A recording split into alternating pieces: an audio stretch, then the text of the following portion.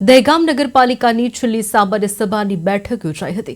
આ બેઠકમાં પ્રમુખ, ચીફ ઓફિસર તેમજ તમામ સભ્યો હાજર રહ્યા હતા।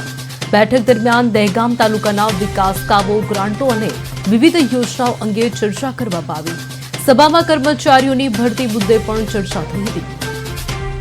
નક્કી કરાયું કે આ ભરતી પાછી ખેંચવામાં આવશે અને ઉમેદવારોએ ભરેલા 500ના ડિમાન્ડ ડ્રાફ્ટ તથા અરજીના દસ્તાવેજો પરત આપવામાં આવશે। આ બેઠક દરમિયાન વિરોધ પક્ષે પણ ઉગ્ર રજૂઆત કરી હતી। અંતે ચર્ચા અને વિવાદ વચ્ચે આ સામાન્ય સભાનું સમાપન કરવામાં આવ્યું।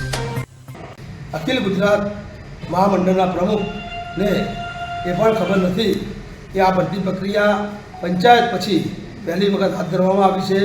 પ્રથમ રોસ્ટર મંજૂર કરવામાં આવ્યું। રોસ્ટર મંજૂર કરાયા પછી 8 સંવત clerk, senior clerk, tax inspector, auditor, સમાજ સંગઠન, મિકેનિકલ, સિવિલ, વાયરમેન આવા 8 સંગઠનની પ્રક્રિયા આરસીએમ કચેરી દ્વારા મંજૂર કરવામાં આવી। આરસીએમ કચેરી દ્વારા મંજૂર કર્યા પછી સામાજિક ન્યાય, શહેરી વિકાસ, કમિશનર જેવી કચેરીઓ દ્વારા આ ભરતી પ્રક્રિયાના ટોટલ પેપર એ કરીને આ ભરતી પ્રક્રિયાને મંજૂરી આપવામાં આવી।